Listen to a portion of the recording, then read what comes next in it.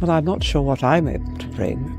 It's what all these very brave ladies tell me. It's seeing is believing. I'd just like to say that Carole and I are absolutely delighted by today's announcement. There was something nobody saw coming. Not the palace insiders. Not the royal correspondents who had spent decades studying every flicker of tension behind those gilded walls. Not even the people closest to her. Carole Middleton had made a decision. And when Queen Camilla found out, she wept. To understand why, you have to go back. Not to the wedding. Not to the christenings or the jubilees or the carefully staged garden parties where everyone smiled for the cameras and said nothing real. You have to go back to the very first moment Carole Middleton walked into a world that had already decided what she was. She was the party planner. The mother-in-law. The woman who had done well for herself, impressively well, even, but who would never quite belong. That was the unspoken verdict, delivered not in words but in the architecture of royal life itself. In the seating arrangements. In the invitations that arrived late, or not at all. In the conversations that stopped when she entered the room. For years, Carole absorbed it all in silence. She smiled. She dressed beautifully. She said the right things at the right moments and retreated when she was meant to retreat. But silence, as anyone who has ever been wronged will tell you, is not the same as acceptance. And patience, in the right hands, is not a weakness. It is a weapon. What Queen Camilla never understood, what perhaps no one inside Buckingham Palace fully understood, was that Carole Middleton had been watching. Carefully. Quietly. For over a decade. And now the time for watching was over. Carole Middleton was not born into this world. That much was always clear to those who guarded it. Her father had worked in construction. Her mother had worked in retail. Carole herself had begun her career as a flight attendant, moving through the world on ambition alone, building something real from nothing handed to her. Alongside her husband Michael, she had turned a home business into Party Pieces, a company that would eventually generate millions and put 3 children through the kind of schools that opened doors in Britain. She had earned everything. And earning, in royal circles, was precisely the problem. The aristocracy does not admire self-made success in the way the outside world might expect. What it admires is inheritance. The right bloodline. The right school from birth, not from effort. When Kate and William's relationship became serious, the machinery of the palace turned its gaze toward the Middletons and found them, in the quiet judgment of those corridors, lacking. Not in wealth. Not in respectability. But in origin. In lineage. In the invisible currency that no amount of success could buy. Camilla, who had once been the great scandal of the monarchy, had by then completed a remarkable transformation. The woman once called the most hated in Britain had remade herself into a custodian of tradition. She had learned the codes. She had mastered the hierarchies. She had, in the most profound sense, become the establishment. And the establishment, with Camilla now among its most vocal defenders, did not look warmly upon the Middletons. It began in small ways. Always small.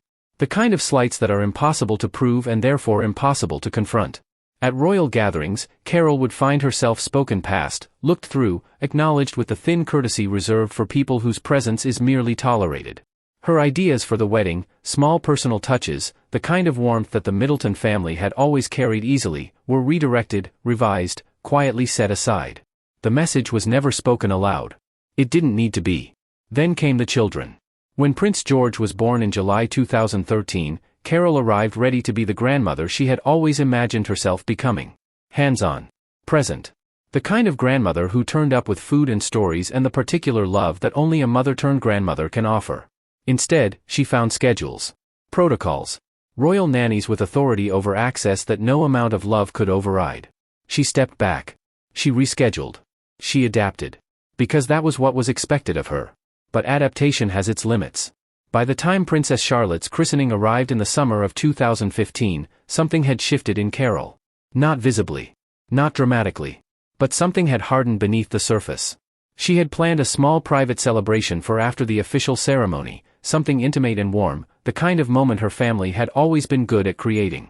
It was cancelled. Overridden by arrangements from another office, without explanation or apology. Just a quiet erasure of her effort, delivered with the institutional confidence of people who had never needed to justify their decisions. That was, by many accounts, the moment Carole began to change her approach. Not loudly. Never loudly. But she began to withdraw from the spaces where she had been taught to make herself small. She stopped pushing for invitations that arrived as a kind of charity. She stopped softening herself at the edges to fit rooms that had no real shape for her. She returned her attention to what she could control, her business, her community, her children in the ways they could still be hers, and she began, quietly and methodically, to pay a different kind of attention to everything else.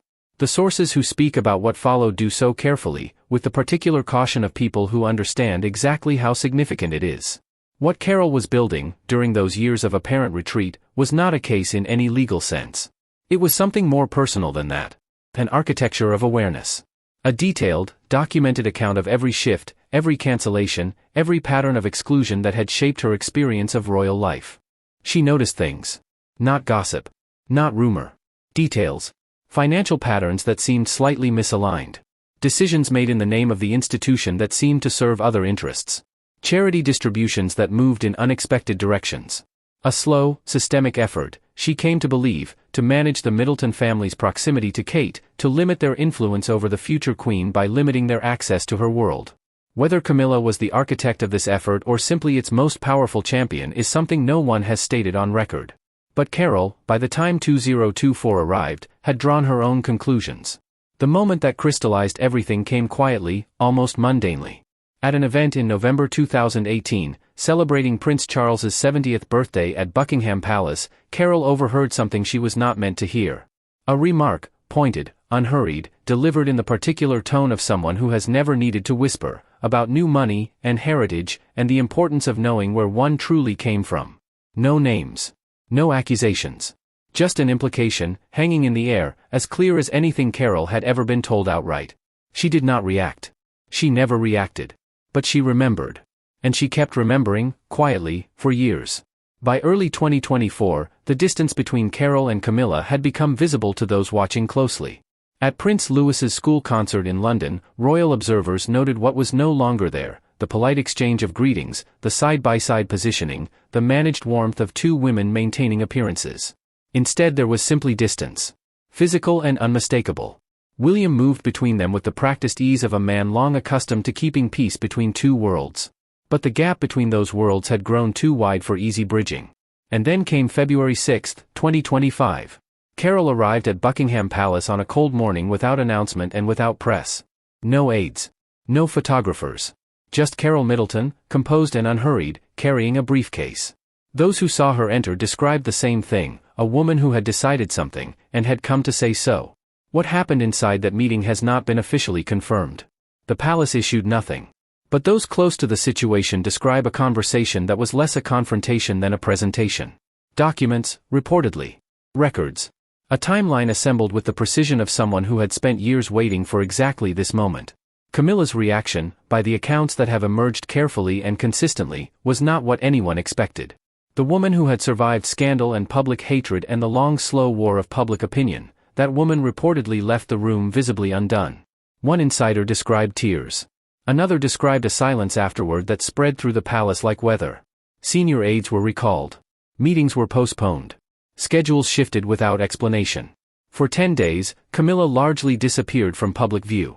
When she returned on Commonwealth Day, the change was noticeable to anyone trained to read royal body language. The confidence was quieter. The presence more contained.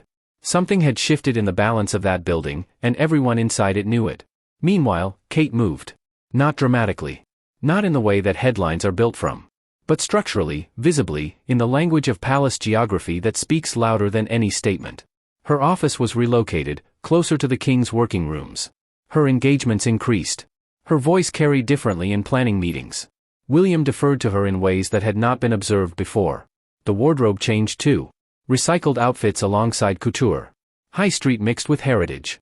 A subtle, deliberate signal, in the middle of a cost-of-living crisis, that the future queen understood the world beyond those walls in a way that mattered. Carole Middleton made no public comment after her February visit. She returned home without a word to the cameras waiting outside. But then, she had never needed cameras to make her point. She had walked into the most powerful private building in Britain with a briefcase and a decade of quiet documentation, and she had said what she had come to say.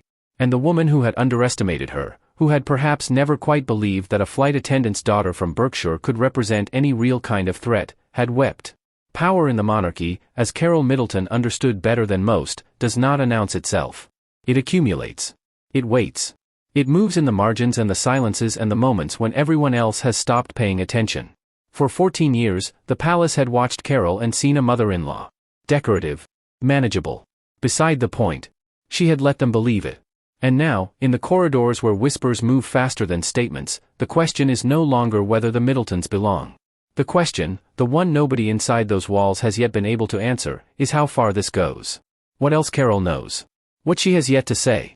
Because a woman who waited 14 years to make her move is not done after one morning. She is only just beginning.